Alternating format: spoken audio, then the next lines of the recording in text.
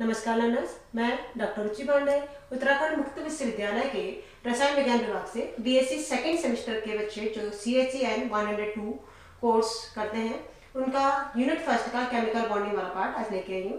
इस unit first में chemical bonding जो हम डिस्क्राइब करेंगे वो आपका आयनिक सॉलिड्स। तो फर्स्ट क्वेश्चन उठता है कि व्हाट आर सॉलिड्स। आयनिक तो बात की बात है, पहला solids. You know that matter has 3 stage, solid, liquid and gas. Matter की 3 स्टेज होती है, सॉलिड, लिक्विड और गैस, जो स्पेस ऑक्यूपाई करती है। तो सॉलिड जो वेल डिफाइंड अरेंजमेंट में होता है, रिजिड स्ट्रक्चर होता है, उस तरह के कंपाउंड जिनका स्ट्रक्चर रिजिड होता है, जो स्पेस ऑक्यूपाई करते हैं, जिनका एक भार होता है, मास होता है, उनको हम किस नाम से जानते हैं? सॉलिड जानते हैं। तो आज हम डिस्कस करेंगे सॉलिड में किसको? आयनिक solids. Ionic solid have been classified into 2 different ways. First kind of classification, this is classified given 2 categories: solid that is true solid and pseudo solid. जो इसको बेसिकली 2 कैटेगरीज में डिफाइन करेंगे हम। पहला है जो क्लासिफिकेशन है वो है आपका ट्रू सॉलिड और स्यूडो सॉलिड।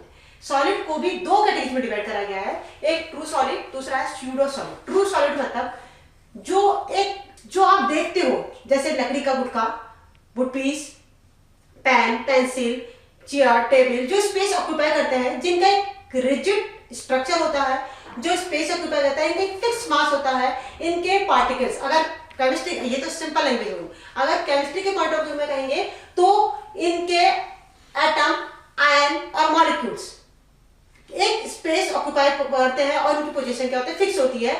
तो इस तरह के स्ट्रक्चर को हम क्या कौन सा सॉलिड कहते हैं? True solid. देखिए कैसे, these have definite shape, मैंने बोला definite shape and volume which have retained even on long standing, they are rigid and they cannot be destroyed। ये रिजिड होते हैं, इनको डिस्ट्रॉय नहीं कर सकता, यानी कि इनका एक वेल डिफाइंड अरेंजमेंट है, एक रिजिड स्ट्रक्चर है। सपोज मैं मान के चलूं कि मान लीजिए एक मॉलिक्यूल ये है, दूसरा मॉलिक्यूल ये है, तीसरा मॉलिक्यूल ये है, चौथा मॉलिक्यूल ये है। ये एक वेल डिफाइंड अरेंजमेंट, एक फिक्स पोजीशन पे है और इनका एक रिजिड स्ट्रक्चर है, ये एक स्पेस ऑक्यूपाई कर रहे हैं, एक डेफिनेट वॉल्यूम है। तो इस तरह के सॉलिड हम किस नाम से जानते हैं? ट्रू सॉलिड के नाम से जानते हैं। दूसरा होता है हमारा, जैसे कि example NaCl, KCl, iron, copper, sulphur etcetera, जिनका एक रिजिड स्ट्रक्चर है, they have sharp melting point. इनका मेल्टिंग पॉइंट क्या होता है? शार्प होता है, यानी कि इनको मेल्ट करने में, तोड़ने में ज्यादा टेम्परेचर का चेंज आता है, तो मेल्ट होने में टाइम लगता है, मेल्टिंग पॉइंट हाई होता है, शार्प होता है। इस तरह के सॉलिड हम कौन से सॉलिड कहेंगे? True solid. दूसरा होता है pseudo solid. These do not have definite shape and volume. They lose them on long standing. These have less rigid and hence easily be destroyed. These solid melt over a range of temperature. Example glass and pitch. क्या pseudo solid? देखिए solid जो है pseudo का मतलब होता है झूठा, दिखने में लगते हैं सॉलिड की तरह। पहले इसको एक बार इग्नोर करिए, जो मैं बोल रही हूं ध्यान से समझिए। स्यूडो मतलब झूठा सॉलिड, लगते हैं सॉलिड की तरह, बट दे आर सॉलिड की प्रॉपर्टी दिखने में सॉलिड की तरह होता है, लेकिन इनकी प्रॉपर्टी सॉलिड की तरह नहीं होती है, धीरे धीरे अपनी प्रॉपर्टी को चेंज करते रहते हैं। जबकि मैंने बोला रिजिड होते हैं सॉलिड, लेकिन ये रिजिड नहीं, रिजिड दिखते हैं दिखने में, अपीयरेंस में जस्ट लाइक ए सॉलिड। जैसे कि मैंने बोला एग्जांपल ग्लास, कांच दिखने में सॉलिड की तरह होता है, लेकिन for a long period after 20 years we find out the in a glass having a white spot.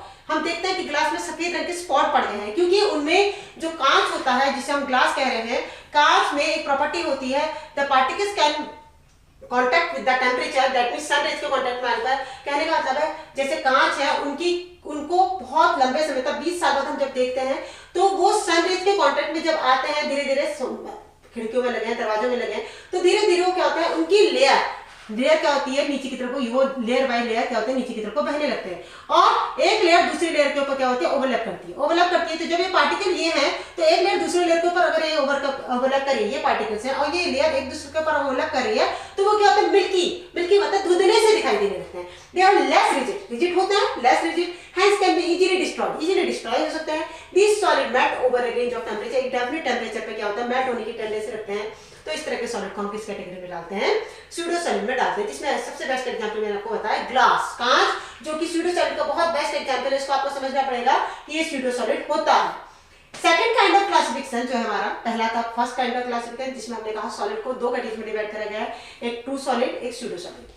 Second है, these classified is more appropriate and given 3 categories solid, mainly crystalline solid, non-crystalline solid, amorphous solid, जैसे हम non-crystalline कहेंगे या amorphous कहेंगे, and polycrystalline solid। ठीक, तो उसके बाद हमने सॉलिड को हमने कितनी कैटेगरी में डिवाइड कर दिया? 3 कैटेगरी में डिवाइड कर दिया सेकंड टाइप के क्लासिफिकेशन में। क्या? पहला है क्रिस्टलाइन सॉलिड, दूसरा है नॉन क्रिस्टलाइन या अमॉर्फस सॉलिड, तीसरा है पॉलीक्रिस्टलाइन सॉलिड। तो हम डिस्कस करेंगे पहला क्रिस्टलाइन सॉलिड। क्रिस्टलाइन सॉलिड क्या होता है, देखिए द कॉन्स्टिट्यूएंट पार्टिकल्स एटम आयनों molecules of these solid are arranged in regular and definite manners, three-dimensional space. These are said to have long range order. They have sharp melting point and can broken into pieces. For example, NaCl, sugar, diamond, etc. ऐसे solid जिनका एक definite shape होता है, इनका melting point sharp होता है, जिनको तोड़ने में ज्यादा एनर्जी लगती है और जिनका ब्रोक करने पर, तोड़ने पर छोटे छोटे पीसेस में ब्रेक हो जाता है। जैसे कि बात करेंगे NaCl क्रिस्टल की, मैंने एग्जांपल लिया है NaCl crystal, sugar, diamond, graphite, sulphur etcetera. अगर डायमंड की बात करेंगे तो डायमंड के जो होता है लेयर एक दूसरे को ओवरलैप करती है, इस तरह का स्ट्रक्चर होता है डायमंड का, लेयर्ड स्ट्रक्चर होता है। देखा जाएगा तो इसका स्ट्रक्चर कैसा होता है, लेयर्ड स्ट्रक्चर होता है डायमंड का हमारा। ये है आपका डायमंड का स्ट्रक्चर, 3D स्ट्रक्चर होता है हमारा। तो मैं छोटा सा एक रफली डायग्राम, तो ये एक लेयर दूसरी लेयर के ऊपर क्या करती है, ओवरलैप करती है। ये लेयर दूसरी लेयर के ऊपर क्या होगी, ओवरलैप करेगी, और इसीलिए इसमें कौन सा हाइड्रोजन होता है, sp2। ये लेयर आपकी ओवरलैप कर रही है एक दूसरे के ऊपर, ठीक है, और इसका हाइड्रोजन कौन सा था, sp2। तो ये स्ट्रक्चर रिजिड है, इसको ब्रेक करा जाएगा, ब्रेक किया जाएगा तो छोटे छोटे पार्टिकल्स में ब्रेक हो जाएगा। इसके अलावा मैं एक एग्जांपल, बहुत अच्छे एग्जांपल आपको एक्सप्लेन करती हूँ, एग्जांपल ऑफ NaCl। NaCl की बात करेंगे तो यह है NaCl का स्ट्रक्चर। देखिए NaCl 3D स्ट्रक्चर डिफाइन करता है, ये रहा आपका NaCl का स्ट्रक्चर। NaCl नमक जिसे हम कहते हैं कॉमन सॉल्ट, इसका स्ट्रक्चर 3D स्ट्रक्चर इस टाइप से होता है कुछ। ये था आपका NaCl का स्ट्रक्चर, 3D स्ट्रक्चर ड्रॉ करेंगे इसका हम।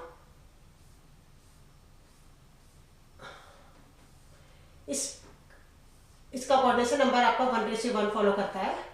अभी कोऑर्डिनेशन नंबर कैसे फॉलो करता है तो मैं आपको नेक्स्ट वीडियो में एक्सप्लेन करूंगी। यहाँ पर तो अभी सिर्फ इतना बता के आ सकता है, इसका 3D स्ट्रक्चर इस तरह से ड्रॉ होता है।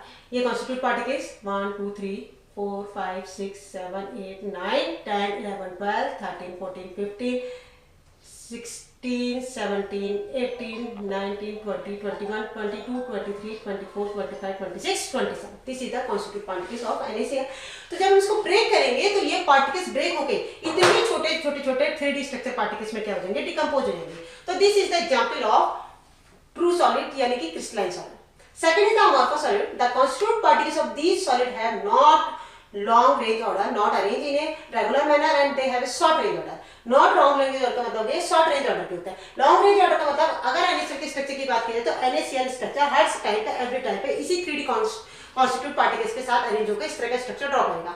शॉर्ट रेंज ऑर्डर का मतलब हो गया इनमें, शॉर्ट रेंज ऑर्डर का मतलब, लॉन्ग रेंज ऑर्डर से हमारा यहाँ पर एक तरह से मतलब ये भी होता है, जैसे ए की लेयर, एक पार्टिकल की मान लीजिए, इस लेयर को ए लेयर मानी हमने, तो इसके बाद लेयर है आपकी, मान लीजिए सेकंड लेयर आपकी बी है, उसके बाद फिर आपकी क्या है, ए है।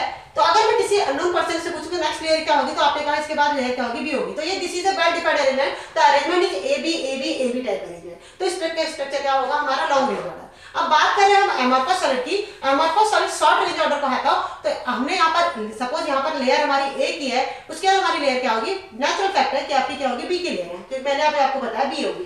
देन उसके बाद जो लेयर की पाई जाएगी, अगर थर्ड लेयर पे जाएगी क्रिस्टल की, तो उसके बाद ए होनी चाहिए, लेकिन यहाँ पर ए ना होते हुए ए बी अरेंज हो गया, ठीक है। देन उसके बाद फिर कौन सी लेयर हो गई, बी अरेंज होगी, और देन उसके बाद कौन सी होगी आपकी ए अरेंज होगी। दैट मींस इसका अरेंजमेंट क्या होता है, डेफिनेट नहीं होता, they have not fixed arrangement, they are change. यहाँ तक तो ठीक था, यहाँ तक अरेंज हुआ, उसके बाद ये क्या हो गया, चेंज हो रहा है। तो इस तरह के सॉलिड कौन सा सॉलिड की कैटेगरी में आता है, अमॉर्फस सॉलिड की कैटेगरी में आते हैं, ठीक। और इसके एग्जांपल हमारे फिर वही ग्लास, रबर, प्लास्टिक, यानी कि कुछ टाइम तक तो ग्लास ऐसे ही रहता है, लेकिन टेम्परेचर के कांटेक्ट में आके ये क्या हो जाता है, मेल्ट हो जाता है और धुंधला दिखने जाता है। प्लास्टिक सेम एग्जांपल है। प्लास्टिक पॉलीमेरिक फॉर्म होती है, बहुत लॉन्ग पीरियड तक ऐसे रहते हैं, लेकिन टेम्परेचर के कांटेक्ट में आकर या टेम्परेचर प्रेशर के कांटेक्ट में अपने स्ट्रक्चर डैमेज कर देते हैं, चेंज कर देते हैं। तो ये इनका ऑर्डर क्या होता है, लॉन्ग रेंज नहीं हुआ, इनका ऑर्डर क्या है, शॉर्ट रेंज हुआ। तीसरा है पॉलीक्रिस्टलाइन सॉलिड, जो आपको मैंने बोला, these solid occur as powder and resemble amorphous solid, but their individual particles have the all characteristics of the crystalline solid. ये पाउडर की तरह होता है, लगता है, रिजेंबल है amorphous solid, यानी कि इनका स्ट्रक्चर बहुत लॉन्ग रेंज ऑर्डर नहीं होता, शॉर्ट रेंज होता है। Individual particles have all the characteristics of crystalline solid, यानी कि एक अगर इसके पार्टिकल्स का एक स्ट्रक्चर को देखा जाए, एक छोटे स्ट्रक्चर सिंबल को देखा जाए, तो इसकी प्रॉपर्टी किसकी तरह होती है, क्रिस्टलाइन सॉलिड की होती है। यानी कि पॉलीक्रिस्टलाइन सॉलिड को अगर डिस्कस करें तो पॉलीक्रिस्टलाइन सॉलिड दोनों तरह के, अमॉर्फस सॉलिड और क्रिस्टलाइन सॉलिड दोनों की प्रॉपर्टी को क्या कर सकते हैं, फॉलो कर सकते हैं। Based on the nature of bonding, focus, exciting between the constituents particles of crystalline solid. These have further has been categorized into 5 classes, mainly ionic solid, covalent solid, molecular solid या crystalline solid, metallic crystalline, hydrogen bonded crystal. It has been mentioned above that the constituents. क्या ये जो आपके crystalline solid है उनको further उनकी bonding के basis पर आयनिक सॉलिड जिन पे आयनिक बॉन्ड होगा, कोवलेंट सॉलिड, मॉलिक्यूलर सॉलिड या वन टू फोर्स के द्वारा बने हुए सॉलिड्स, मेटालिक क्रिस्टलाइन जिनके बीच में मेटालिक बॉन्ड होता है, और last is the hydrogen bonded solid जिनमें कौन सी बॉन्डिंग पाई जाएगी, हाइड्रोजन बॉन्डेड पाई जाएगी। इस तरह के सॉलिड में डिफाइन किया गया है। The particles of crystalline solid are arranged in a regular order. The position of these particles related to one another. The solid represented by the point. उसको किससे represent करते हैं? Represented by the point. Represented by the point. Or the lattice and they have orderly arranged in the indefinite point is called crystalline lattice or space in the lattice. किसी भी solid को define करने के लिए मैंने कहा they are arrange and in a well defined arrangement and represent by the point. उनको किससे रिप्रेजेंट करता है? पॉइंट से। तो मैंने क्या कहा, देखिए ये पॉइंट कहा, मैंने ये दिखाया था आपको पॉइंट, ये 3 पॉइंट हो गए, 4 5 6 7 8 9 10 11 12 13 14 15 16 17 18 19 20 21 22 23 24 25 26 27 टोटल मिला के कितने पॉइंट है? 27 पॉइंट। यानी कि Na और Cl जो 27 पॉइंट है वो NaCl Na प्लस, अगर ये मान लीजिए बीच में Na प्लस है तो इसके सराउंडिंग में क्या होगा? Cl माइनस, ये Na है तो ये होगा Cl, ये Na है तो Cl। कहने का मतलब वेल डिफाइंड अरेंजमेंट है कि इसमें एक डिफाइंड अरेंजमेंट क्या है। इसका अगर डिफाइंड अरेंजमेंट देखा जाए, अगर सेंटर वाले पे यहाँ पर हमने Na रख दिया तो इसके सराउंडिंग में क्या होगा?